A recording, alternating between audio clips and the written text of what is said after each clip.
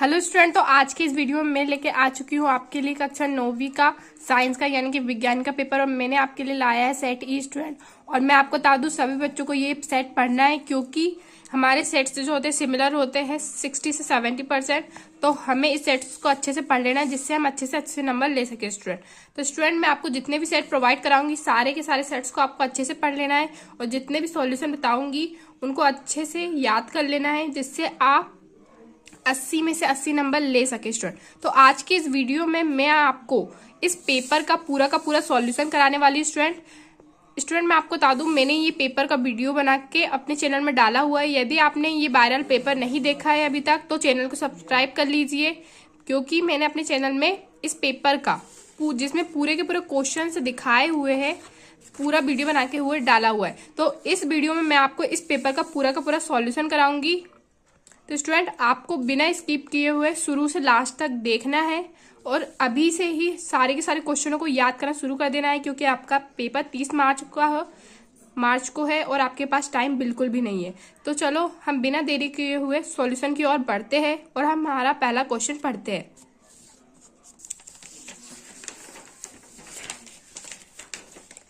तो स्टूडेंट, यहाँ पे आपको पहला क्वेश्चन दिख रहा है, पदार्थ की कितनी अवस्थाएं होती है।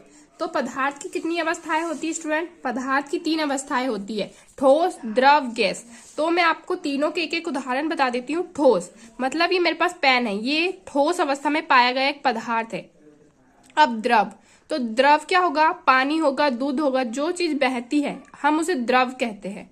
अब गैस, आपको पता ही होगा हमें सांस लेने के लिए ऑक्सीजन चाहिए होती है, तो हमारे आसपास जो भी पर्यावरण है वहां से हमें क्या ऑक्सीजन मिलती है, वो किस रूप में होती है? गैस रूप में होती है। तो आपको पता चल गया है कि पदार्थ की कितनी अवस्थाएं होती है। तो आज मैं आप सबको बहुत ही बड़ी एप्लीकेशन के बारे में बताना चाहती हूँ, जो डेली हंट द्वारा बनाई गई है। इस साल डेली लर्न ने आई अचीव स्कॉलरशिप एग्जाम रखा है, जिसमें पार्ट लेकर आप laptop, mobile phone, smart watch भी जीत सकते हैं। तो डिस्क्रिप्शन बॉक्स में दिए हुए लिंक पर क्लिक करके जल्दी से स्कॉलरशिप में रजिस्टर कीजिए और पाइए 50 करोड़ की स्कॉलरशिप जीतने का मौका। दोस्तों, इसकी सबसे बड़ी खूबी ये है कि पहली बार किसी ने बड़े शहरों के साथ साथ छोटे शहरों और ग्रामीण भागों तक क्वालिटी एजुकेशन पहुंचाने का निर्णय लिया है, और यहाँ इंग्लिश के साथ साथ हिंदी माध्यम में भी पढ़ सकते हैं।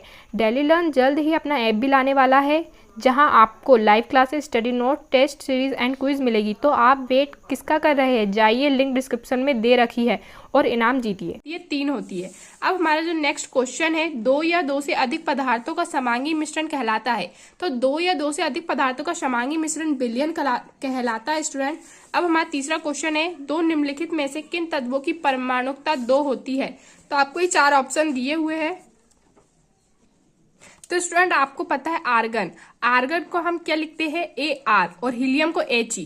तो Ar और He, इसमें 2 परमाणुकता नहीं बता रहा, ऑक्सीजन और हाइड्रोजन। तो आपको पता होगा ऑक्सीजन को हम लिखते हैं O2 और हाइड्रोजन को लिखते हैं H2, और फिर फास्फोरस को लिखते हैं हम P4 और सल्फर को लिखते हैं S6। तो उपरोक्त सभी है नहीं, तो परमाणुकता 2 जिसमें हम उसके 2 अणु लेते हैं, तो ऑक्सीजन व हाइड्रोजन इसका राइट आंसर हो जाएगा स्टूडेंट।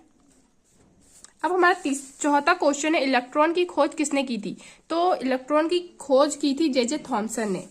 अब 5वां क्वेश्चन है हमारा, कोशिका के खोज करता है। तो कोशिका के खोज करता है, तो इसका आंसर जाएगा रॉबर्ट हुक। और कोशिका के जो केंद्रक की खोज किसने की थी? रॉबर्ट ब्राउन ने की थी स्टूडेंट। आपको हमेशा याद रखना है, कोशिका की खोज की थी रॉबर्ट हुक ने, और उसके केंद्रक की खोज की थी रॉबर्ट ब्राउन ने। अब हमारा है 6वां ऑप्शन, जिन मांसपेशियों को हम इच्छा अनुसार गति करा सकते हैं उन्हें कहते हैं। तो जिन मांसपेशियों को हम इच्छा अनुसार गति कराते हैं उसे कहते हैं ऐच्छिक पेशी। अब यहाँ पे हमारा 7वां क्वेश्चन है, बल का मात्रक है। तो बल का मात्रक है होता है स्टूडेंट न्यूटन। अब हमारा 7वां क्वेश्चन है, भार का ऐसा ही मात्रक है। तो स्टूडेंट, आपको भार का ऐसा ही मात्रक पता होना चाहिए। भार का ऐसा ही मात्रक होता है, तो स्टूडेंट इसका आंसर भी हो जाएगा न्यूटन। भार का जो ऐसा ही मात्रक है वो भी होता है न्यूटन। स्टूडेंट, आपको याद रखना है। अब स्टूडेंट, हमें यहाँ पे आप देख सकते हो, इंग्लिश मीडियम वालों के लिए भी है, वहां से आप मिला सकते हो, सारे के सारे क्वेश्चनों के आंसर आप दे सकते हो। अब यहाँ पे हमें खालिस्तान दिए हुए स्टूडेंट, तो हमारा खालिस्तान है रिक्त स्थानों का पहला जो क्वेश्चन है हमें, टिंडल प्रभाव खालिस्तान विलयन द्वारा प्रदर्शित गुण है। तो इसका आंसर भी मैं आपको बता देती हूँ। इसका आंसर जाएगा कोलाइडी बिलियन। तो कोलाइडी बिलियन क्या होता है स्टूडेंट? कोलाइडी बिलियन होता है, कोलाइडी बिलियन परिक्षिप्त प्रवस्था और परिक्षेपण माध्यम से मिलकर बना एक बिलियन होता है। और परिक्षिप्त प्रवस्था उसमें किसे कहते हैं? जो माध्यम छिपा हुआ होता है या दिखाई नहीं देता है उसे परिक्षिप्त प्रवस्था कहते हैं। और जिस माध्यम में परिक्षिप्त प्रवस्था के कण घुले हुए रहते हैं उसे परिक्षेपण माध्यम कहते हैं स्टूडेंट। तो टिंडल प्रभाव खालिस्तान विलयन द्वारा प्रदर्शित गुण है, तो कोलाइडी विलयन द्वारा प्रदर्शित गुण है। अब हमारा नेक्स्ट क्वेश्चन है क्लोरीन का परमाणु द्रव्यमान। तो स्टूडेंट मैं आपको लिख के भी बता देती हूँ।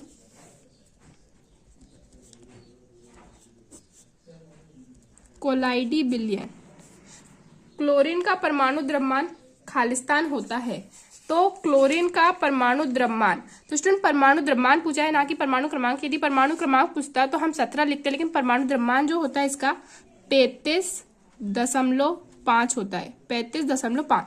अब हमारा तीसरा जो क्वेश्चन है कैल्शियम हाइड्रोक्साइड। तो कैल्शियम हाइड्रोक्साइड का सूत्र क्या होता है स्टूडेंट? कैल्शियम हाइड्रोक्साइड का सूत्र होता है CaOH ट्वाइस, CaOH ट्वाइस।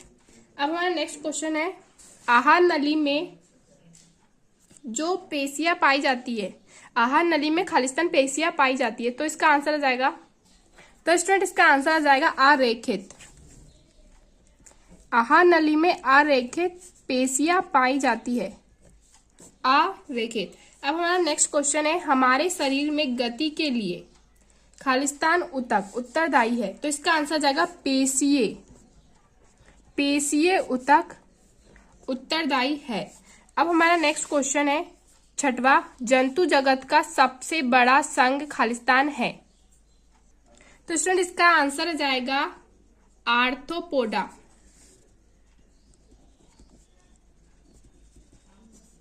इसका आंसर हो जाएगा आर्थ्रोपोडा। अब हमारा नेक्स्ट क्वेश्चन है ध्वनि तरंगे खालिस्तान तरंगे है, तो इसका आंसर आ जाएगा, तो ध्वनि तरंगे कौन सी तरंगे होती है स्टूडेंट? अनुदैर्ध्य तरंगे, अनुदैर्ध्य। अब हमारा नेक्स्ट क्वेश्चन है ध्वनि संचरण के लिए खालिस्तान की आवश्यकता होती है, तो इसका आंसर आ जाएगा माध्यम। हमें एक स्थान से दूसरे स्थान तक ध्वनि पहुंचाना है तो हमें किसी न किसी माध्यम की आवश्यकता होगी, हवा की, पानी की, किसी न किसी माध्यम की आवश्यकता होती है। अब हमारा नेक्स्ट यहाँ पे आप देख सकते हो प्रश्न नंबर 3 दिया हुआ है, हमें सही जोड़ी बनाइए। तो पहला जो क्वेश्चन दिया हमें घेंगा रोग, तो स्टूडेंट घेंगा रोग जो होता है वो आयोडीन की कमी से होता है, और आयोडीन कहाँ पाया जाता है? नमक में। अब हमारा नेक्स्ट जो है RER, तो इसका आंसर आ जाएगा, तो सेकंड जो हमारा RER उसका आंसर आ जाएगा प्रोटीन का निर्माण, तो हमें तो इसका क्या जाएगा? प्रोटीन का निर्माण। अब SER, तो इसका आंसर आ जाएगा वसा का संश्लेषण। अब हमारा चौथा है काला जार, तो काला जार का क्या आंसर आएगा स्टूडेंट? तो स्टूडेंट काला जार का आंसर आ जाएगा लेशमानिया। अब हमारा नेक्स्ट क्वेश्चन है लैंगिक रोग, तो इसका आंसर आ जाएगा एड्स।